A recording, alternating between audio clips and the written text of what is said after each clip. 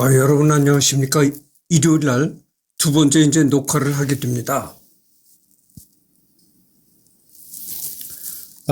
2026년 5월 10일 오후 3시 48분을 지나가고 있습니다. 여기 보면 이제 교향곡 제1번 D장조, 교향곡 제2번 B플랫 장조. 이거는 D라는 건 이제 도이치 번호라고 그런다고 내가 얘기를 했잖아요. 그러니까 클래식 음악을 연구하는 그 독일의 학자가 바로 전 시간에 내가 얘기를 했었는데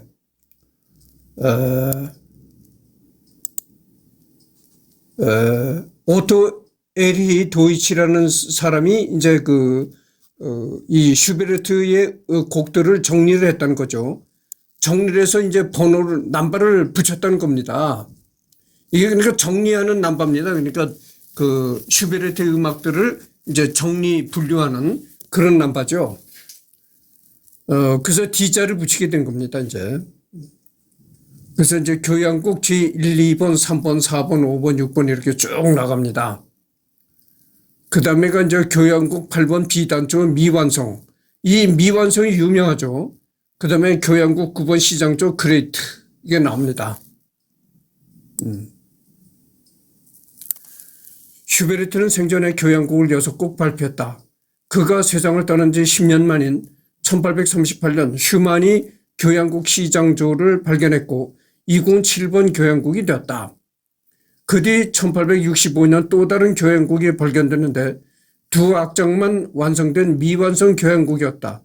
작곡 순서로는 그레이트보다 앞선 곡이었으나 이미 7번이나 있었기에 8번 교향곡이 되었다. 그러니까 뭐 슈베르트 생전에는 그런 곡들을 몰랐는데 슈베르트가 이 세상을 떠난 후에 이런 이제 악보들이 발견이 됐다는 거죠.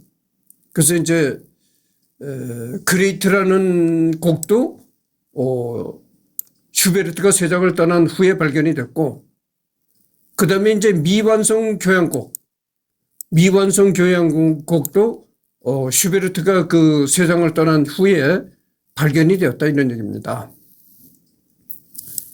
여기에 스케치 상태로만 남아있는 2장조 교향곡도 있었는데 이 곡을 몇 번으로 할 건지에 대한 문제가 대두되었다. 1951년 영문으로 발간된 도이치 카달로그 초판에서는 2장조를 7번, 미완성을 8번, 그레이트를 9번으로 한 것으로 정리되었었고 이런 번호가 대중화되었다. 오토 도이치라는 음악학자가 정리한 슈베르트 작품 번호 목록, 도이치 번호의 도이치가 바로 이 오토 도이치다 이런 얘기죠. 이와 달리 미완성을 7번, 그레이트를 8번이라고 하고 2장조 교향곡에 번호를 붙이지 않는 경우가 있는데 이는 1978년 독일어로 출간된 도이치 카달로그 개정판에서 2장조 교향곡을 작품 목록에서 삭제하였기 때문이다. 빈 필하모닉이나 베를린 필하모닉 홈페이지에서는 미완성을 7번이라고 소개하고 있어 도이치 카달로그 초판이 아닌 개정판이 입각하여 표기하고 있다. 국제 슈베르트 협회에서 베른 라인터 출판사를 통해 출간하고 있는 새로운 슈베르트 에디션에서도 도이치 카달로그 개정판과 동일한 입장을 취하고 있다. 참고로 새로운 슈베르트 에디션은 슈베르트 서거 200주년을 1년 앞둔 2027년에 완성될 예정이다.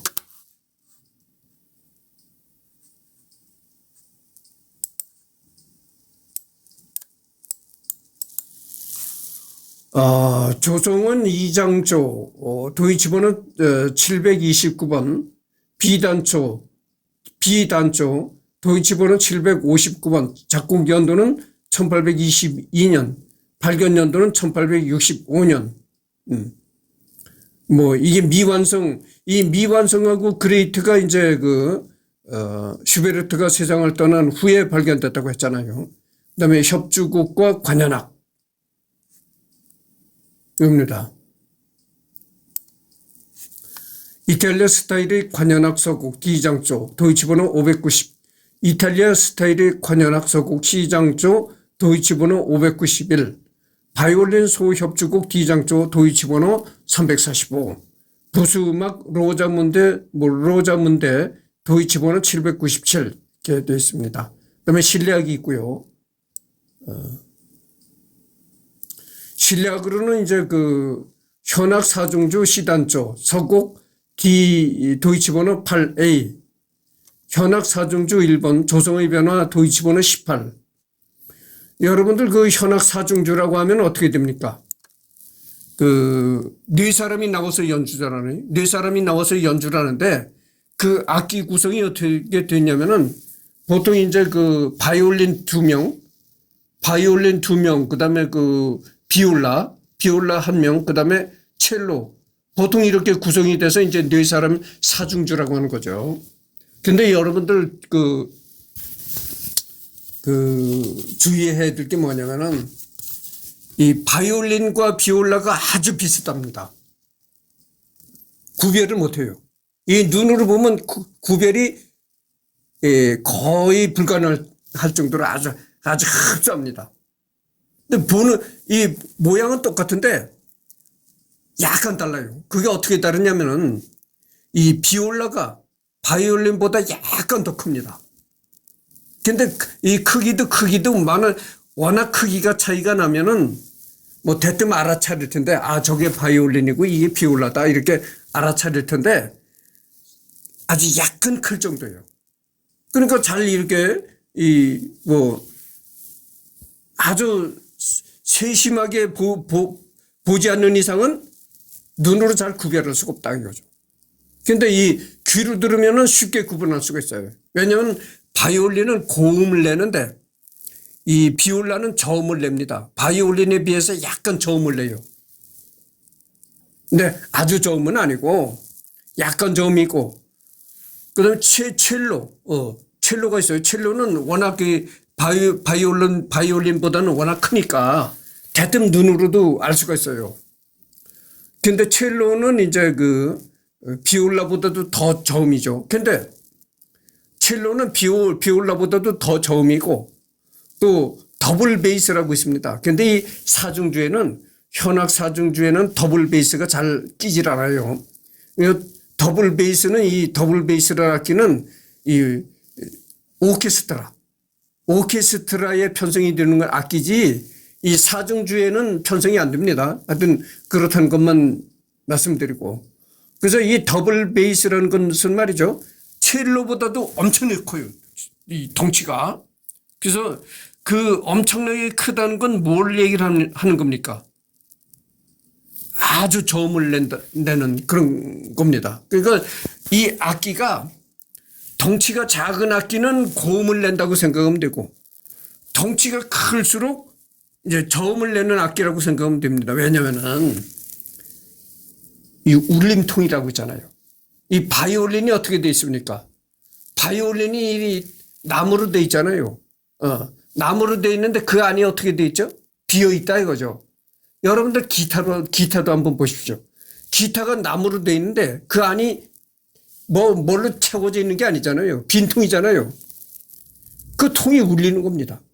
울려서 소리가 나는데 그 울림통이 작으면은 고음이 나는 거고, 울림통이 클수록 저음이 나는 거예요. 그래서 이 더블 베이스라는 거는 굉장히 울림통이 크니까 아주 굉장한 저음이 나는 거죠. 그래서 이 더블 베이스는 활로다가 더블 베이스 이 현이라는 건 현이라는 건 한문으로 줄현자를 쓰는 거예요. 줄현. 그래서 줄이 있잖아요. 바이올린도 줄이 있고 이 현악기라는 건 다 줄이 있단 말이죠. 그래서 이 더블 베이스는 엄청나게 큰 악기인데 이 활로다가 더블 베이스를 한번 이렇게 쫙 훑으면은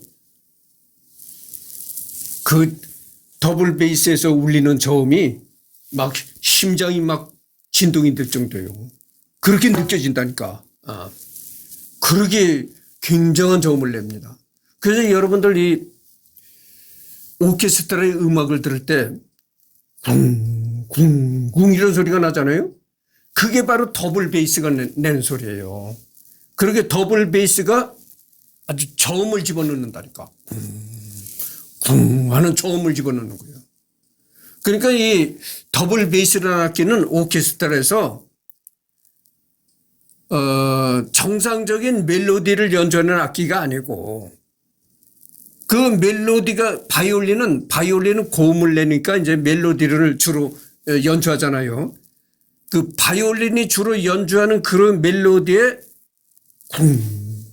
쿵 이런 저음을 집어넣는 역할을 하는 게 더블 베이스다. 더블 베이스라고 하기도 하고 또 다른 말로는 콘트라 베이스라고 하기도 해요. 엄청나게 큽니다, 악기가.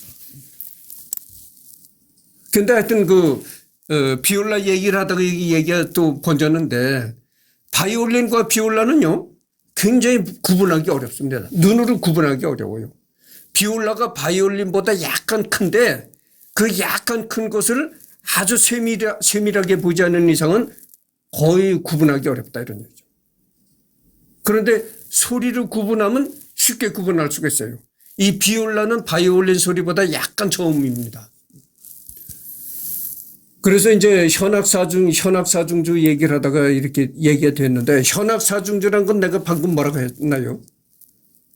그러니까 바이올린 두 사람, 그 다음에 비올라 한 사람, 그 다음에 첼로 한 사람 이렇게 해서 이제 네 사람으로 구성되는 게 사중주다 이런 얘기죠. 그래서 이제 이런 뭐 현악사중주 같은 거는 그 신뢰학으로 많이 발전이 됐다 이런 얘기입니다.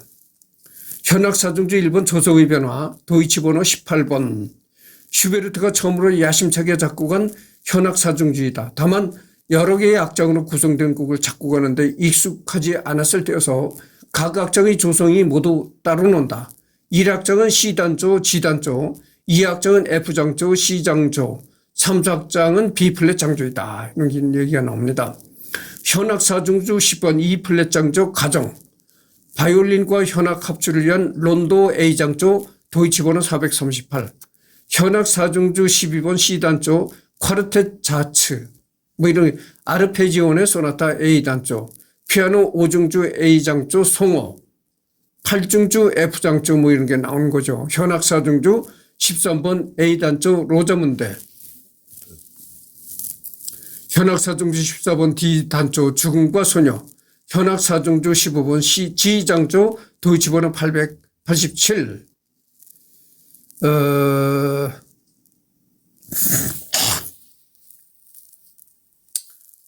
이렇게 슈베르트가 작곡한 명곡들이 이렇게 쭉 목록이 나오는 거죠.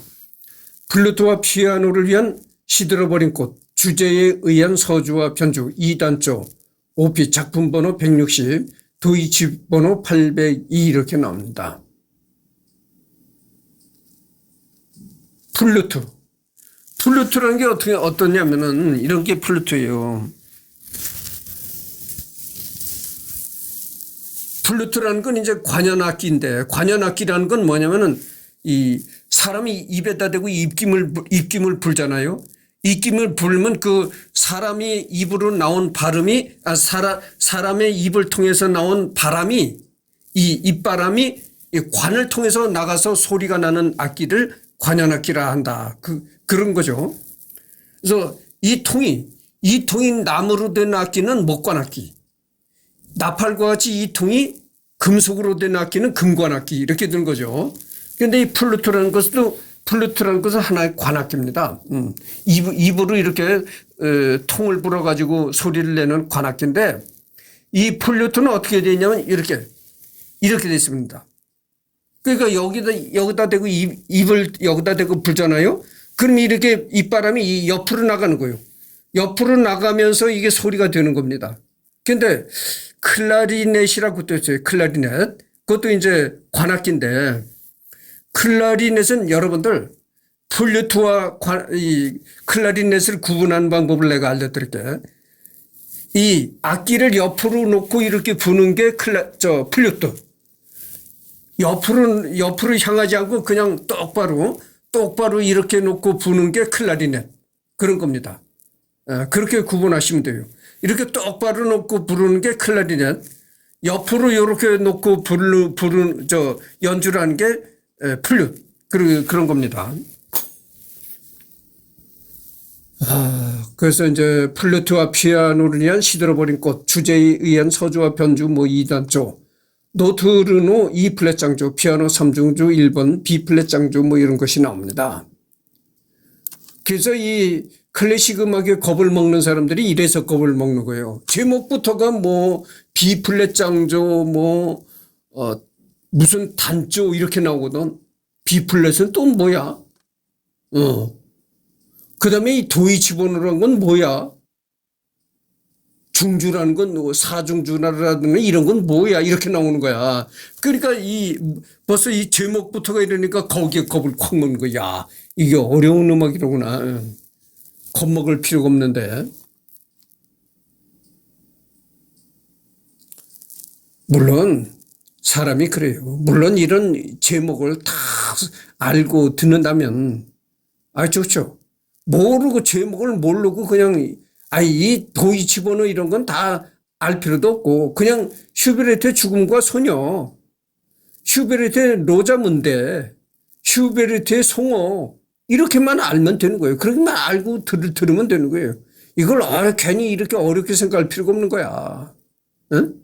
그런데도 이걸 일일이 뭐 E플랫 장조니 B플랫 이거는 장조, 단조, B플랫이니 E플랫이니 이런 거는 그 연주하는 사람들이 말이죠. 악보를 놓고 연주하는 그런 연주가들이 전문적으로 연주하는 연주가들이 따지고 들어가는 얘기지. 그냥 아니 슈베르트의 죽음과 소녀, 슈베르트의 로자문데, 슈베르트의 송어 이렇게만 알면 된다 이거죠. 이렇게만 알고 들으면 된다 이거예요. 그렇잖아요. 듣는 입장에서 뭐 B플랫이니 E플랫이니 이게 장조니 단조니 이걸 뭐 따지고 들을 필요는 없는 거다 이거죠. 그래서 겁을 먹지 말아야 된다고 하는 얘기가 내가 처음 하는 얘기가 그겁니다. 아니 음악을 듣는데 그렇게 겁부터 먹고 들으면 됩니까? 가벼운 마음으로 들어야죠. 가벼운 마음으로. 부담감 없이 없는 상태에서 들어야 그게 제대로 된 음악 감상 자세다 이거요. 응?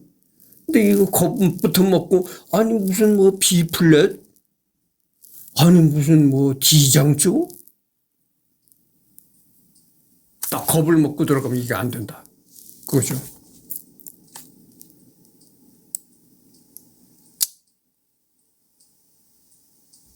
그래서 우리가 좀 얘기가 좀 다른 얘기가 좀 되겠는데 이렇게 다른 얘기를 자꾸 섞어가면서 해야 재미가 나는 겁니다. 아무리 음악이라 해가지고 음악 얘기만 하면 또 재미가 없는 거예요.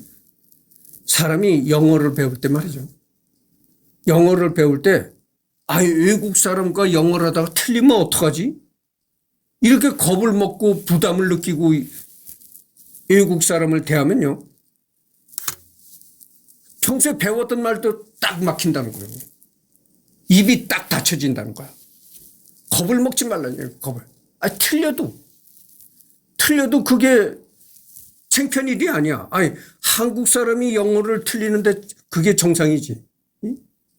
한국 사람이 영어를 너무 유창하게 하면 그것도 또 다른 관점에서 생각한다면 한국 사람이 너무 영어를 유창하게 하는 것도 어떻게 보면 잘못된 거예요.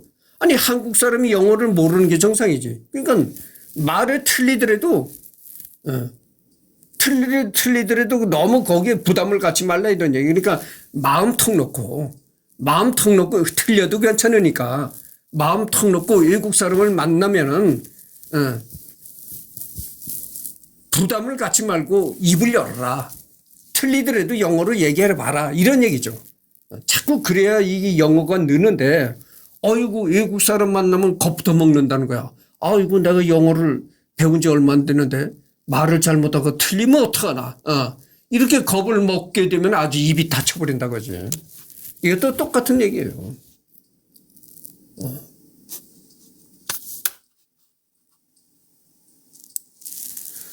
그 다음에 여기 보면 바이올린과 피아노를 위한 환상곡 시장조 이런 게 나옵니다. 이건 이제 죽기 1년 전인 1827년 말의 작품으로 이악장 주제와 편주의 멜로디가 자신이 가곡, 기교적으로나 음악적으로나 바이올린, 피아노 모두 매우 어려운 곡으로 알려져 있다. 이렇게 나옵니다. 그다음에 이게 피아노라는 게 나오네요. 이것도 뭐 유튜브에 올라온 영상인데 뭐 넘어가도록 하겠습니다. 스케르초. 이것도 유작이라는 거죠. 이제 스케르초. 도이치 번호 593. 군대 행진곡 도이치 번호 733. 오케스트라 버전. 방랑자 환상곡. 그다음에 6개의 악흥의 한때. 4개의 즉흥곡. 4개의 즉흥곡. 뇌손을 위한 소나타. 뇌손을 위한 론도 A장조. 뇌손을 위한 환상곡 F단조. 3개의 피아노 소품. 뇌손을 위한 알레그로 A단조. 인생의 폭풍. 뭐 이렇게 쭉 나오네요.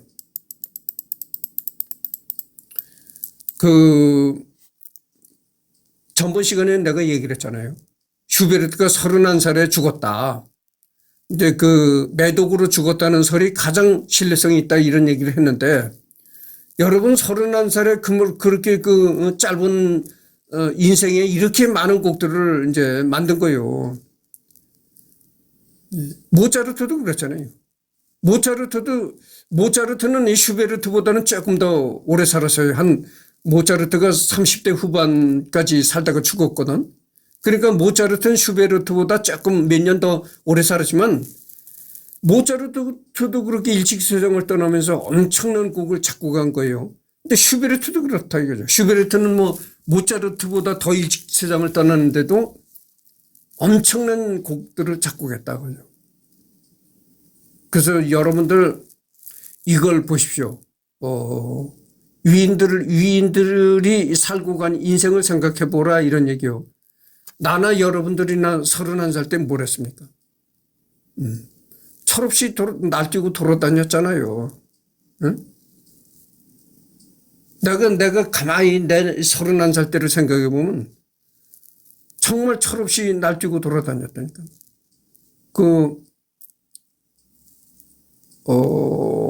내가 31살 때도 내 친구들 중에는 일찍 결혼하는 사람들은 그때도 다 결혼했어요. 벌써 31살에 결혼해서 아들을 낳은 친구도 있었고 그랬거든. 근데 나는 그때는요. 31살 때는 내가 장가갈 생각도 안 했어요. 그게 왜냐면 내가 돈을 잘 버는 사람 같으면 그때 벌써 장가를 갔겠지. 그런데 내가 뭐 돈을 그렇게 잘 버는 사람이 아니라서 아예 그때는 장가갈 생각조차 안 했었다니까. 그냥 혼자 사는 게 편한 거야. 조금 벌어서 조금 먹고 살고. 그러니까 그때는 뭐 결혼한다는 생각도 없이 그냥 천둥벌거지처럼 돌아다녔다니까. 그런데 그런 나이에 이 슈베르트는 벌써 이렇게 엄청난 곡들을 작곡을 한 거야. 그러니까 어떻게 됐겠어요? 역시 위는 다르구나. 이렇게 생각할 수밖에 없는 겁니다. 아마 내가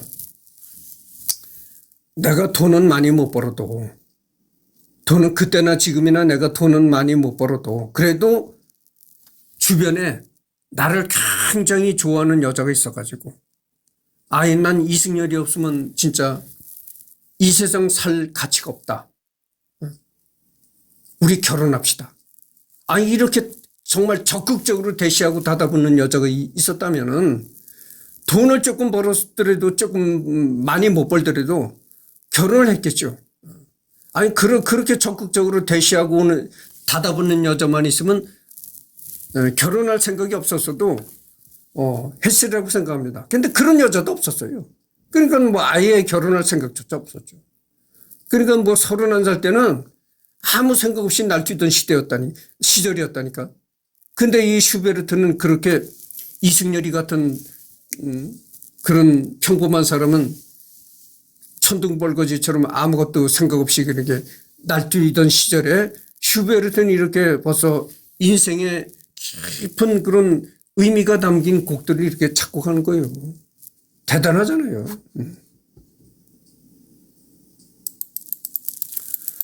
여기서 뭐 이걸 일일이 다 이렇게 슈베르트의 곡들을 뭐 얘기하긴 그렇습니다. 근데 안단테 몰토, 알레그로 모데라토 이런 게 나옵니다. 이건 뭘 얘기를 하냐면 말이죠. 연주되는 그 빠르기를 얘기하는 겁니다. 속도를 얘기하는 거예요. 그러니까 뭐 안단테라는 건 뭡니까? 빠르지 않게 이런 뜻이에요. 천천히 이런 뜻이에요. 그러니까 천천히 연주를 해라 이런 뜻입니다. 그리고 알레그로, 알레그로 뭐 모데라토 이것도 속도를 연주 속도를 얘기하는 겁니다. 그래서 여러분들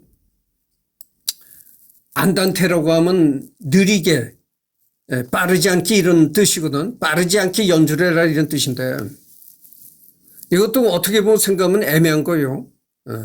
애매한 거지만 그래서 여러 오케스트라가 같은 곡을 여러 오케스트라가 비교한 그런 그 음악을 들어보면요. 같은 이 안단테 곡이라도 더 느리게 연주하는 오케스트라가 있고 조금 빠르게 연주하는 오케스트라가 있어요. 하여튼 뭐 그렇다는 걸 말씀드립니다. 그러니까 빠르지 않게 이런 뜻을 지니고 있지만은 이것이 애매하다 그러죠. 그러니까 그때의 오케스트라가 이제 연주되는 속도 거기에 이제 발을 맞추면서 그리고 지휘자가 이렇게 그 박자를 지휘를 하잖아요. 거기에 맞춰서 이제 호흡을 맞춰가면서 이제 연주를 해두는 거죠.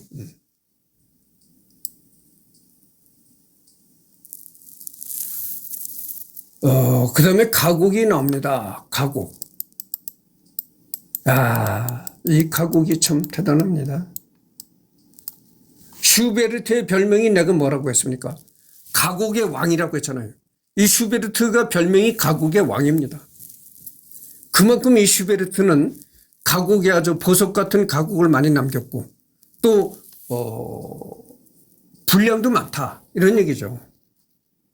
그래서 여기 보면 참 엄청난 음악들이 나옵니다. 시냇가의 젊은이, 무덤 파는 이의 노래. 근데 내가 여러분들 이 클래식 음악에 이렇게 몰입하다 보면 느끼는 게 있습니다. 뭘 느낍니까?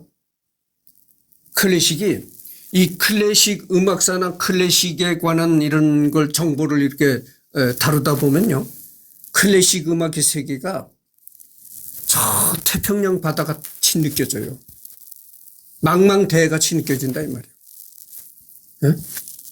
아니 내가 이렇게 클래식의 음악에 관심을 갖고 클래식 음악에 관한 음악사를 달통을 하고 맨날 클래식에 이렇게 취급을 해도요.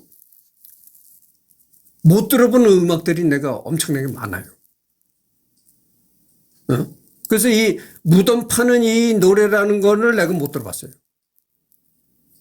그러니까 여러분들 이 슈베르트 말고도 또 얼마나 많은 작곡가가 있습니까? 바로 그 시대부터 중세 뭐 낭만주의 이 국민악파 뭐 이렇게 쭉쭉 내려오다가 현대 21세까지 내려오는데 그동안 얼마나 많은 클래식 음악곡이 작곡이 됐습니까? 정말 이 클래식 음악의 세계라는 것은요, 이 태평양 망망대해 같은 겁니다. 사실 그거를 다 알기는 불가능한 거예요. 그랬던 걸 말씀드립니다. 그 다음에 그리움이라는 게 있고, 홀령의 춤 있고, 물레 잡는 그레첸, 양치기의 탄식의 노래, 쉼없는 사랑, 노래하는 사람, 연인의 근처, 소녀의 탄식 이런 게 나옵니다.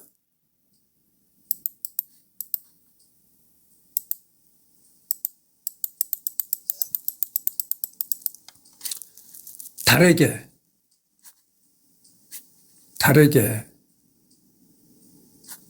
그다음에 바다의 정적, 방랑자의 밤노래, 최초의 상실, 월계꽃, 장미의 화환, 민용의 노래, 마왕, 나의 피아노, 쌍둥이 별에게 띄우는 뱃사공의 노래, 봄의 시냇가에서 마법 크로노스에게 태양의 부처.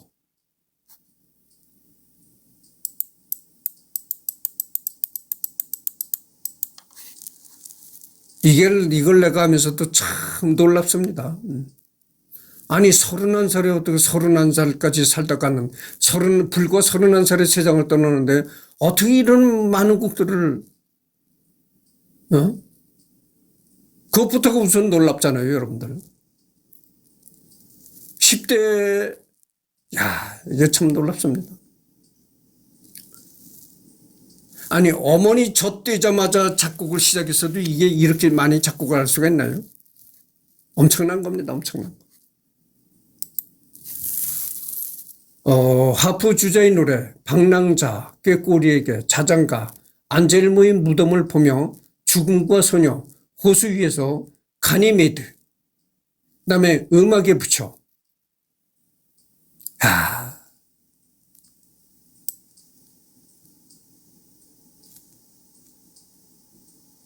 여러분 내가 얘기를 했잖아요. 음악에 붙여가 이게 굉장히 유명한 곡이라고. 이 음악에 붙여라는 곡을 내가 그 중고등학교 음악 시간에 배웠습니다. 이게 음악 교과서에 수록된 곡이었어요. 음악에 붙여. 이게 대단히 유명하면서도 이게 참 굉장히 좋은 곡입니다. 송호. 이것도 그래요. 이것도 굉장히 참 유명한 곡입니다. 여러분들 그 송호라는 게 민물고기잖아요. 물에서 노는 고기다 이거죠. 근데 송호가 지나갈 때 보십시오. 얼마나 그 다이나믹하게 다 돌아다니나. 아주 팍팍팍 뛰면서 그냥 아주 그냥 그러잖아요. 그래서 이 송호도 들어보면 말이죠. 송호가 이렇게 재빠르게 물속에서 돌아다니면서 이렇게 다이나믹하게 행동하는 그런 걸 연상하게끔 이렇게 아주 그냥 그렇게 돼 있어요. 멜로디가. 엘리지움, 에를라프 호수, 꽃편지.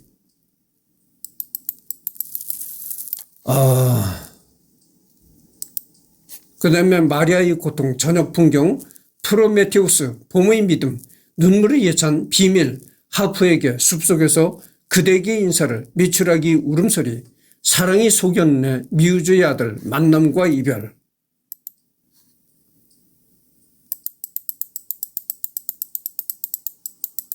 그리고 내가 얘기하고 싶은 게 겁니다.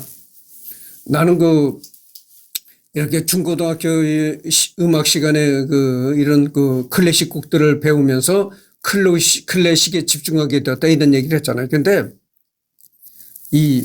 여러분들 그 피아노가 있잖아요. 피아노가 또 매력적인 악기입니다. 그 매력적인 악기가 지금도 내가 독신이잖아요. 독신인데 이렇게 지나간 일을 생각을 해보면 이 피아노 앞에서 내가 그 중고등학교 다닐 때 피아노 앞에서 딱 이렇게 피아노 앞에 앉은 학생이 남학생보다도 여학생이 피아노 연주하는 게 더 좋아. 내가 남자잖아요. 그러니까. 근데 그때 여학생이라는 게 말이죠. 여름엔 하얀 블라우스. 응? 여름엔 하얀 블라우스에 검정 교복 치마. 그런 걸 입고 머리는 이렇게 양갈래 머리를 땄어요. 양갈래 머리를 따고 아주 하얀 블라우스에 검정 치마를 입고 피아노 앞에서 이 건반을 뒤드르는 거. 음악도 좋지만 그 모습이 참 이게 기가 막힙니다. 내가 아마 돈을 잘 벌든 못 벌든 간에 그때 한 고등학교 정도에서도 만약에 나와 같이 학교에 다니던 여학생이 죽자 사자 나와 살겠다고 들이댐겼으면은 내가 돈을 못 벌어도 아마 동창끼리 일찍 결혼했을 수도 있어요. 근데 나는 그때나 지금이나 어떻게 보면 이게 소극적이야. 왜 소극적일 수가 없냐면은 내가 나도 형편이 좋은 집에서 태어난 것도 아니고 가난한 집에서 태어나서 컸기 때문에 이 가난이 무섭다는 걸 나는 누구보다도 잘 알거든, 내가. 어려서부터 내가 이 가난한 환경에서 컸기 때문에 가난이 참 비참하고 무섭다는 걸 누구보다도 잘 알기 때문에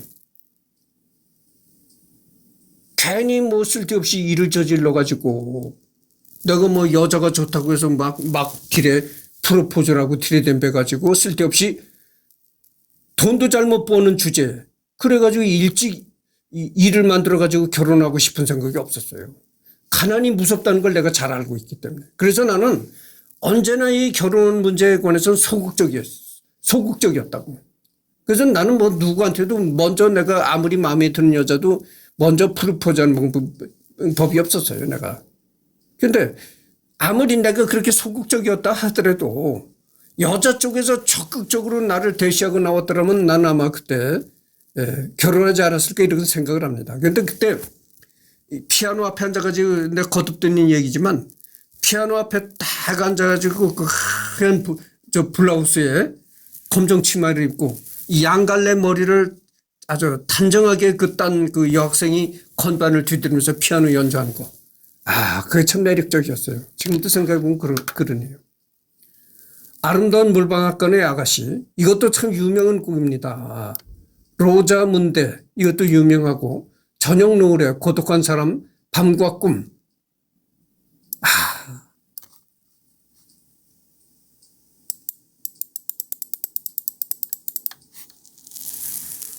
이게 밤과 꿈이라는 게 말이죠. 기타 연주로 되어 있습니다. 이 클래식 기타로 연주되는 곡이에요. 밤과 꿈이라는 곡이. 그래서 이걸 들어보다 밤과 꿈이라는 곡을 이렇게 들어보면 이게 클래식 곡이 맞나 정도예요. 분명히 슈베르트가 작곡가 했으니까 클래식 곡은 맞는데 아주 뭐랄까. 그러니까 아주 세미 클래식한 그런 곡입니다. 클래식의 어떤 그런 거라는 분위기가 잘 안 느껴질 정도로 아주 그렇게 감미로운 그런 곡이에요. 밤과 꿈. 그다음에 젊은 수녀, 세상과의 이별, 아베 마리아. 여러분들 이 아베 마리아 것도 유명하잖아요. 슈베르트의 아베 마리아. 전능하신 분, 방랑인이 달에 붙이는 노래, 빌레름 마이스터에 의한 가곡집, 창가에서 문 밖에서 어부의 노래, 세레나데 실비아에게, 라우트에게, 겨울 여행 뭐 이런 게 쭉 나옵니다. 백조의 노래, 바위 목동, 메아리. 그 다음에 오페라로서는 징슈필 쌍둥이 형제, 피에라부 라스 뭐 이런 게 있네요. 37분을 경과했습니다. 조금 더 해야 되겠는데. 여기 뭐 많네요. 그러니까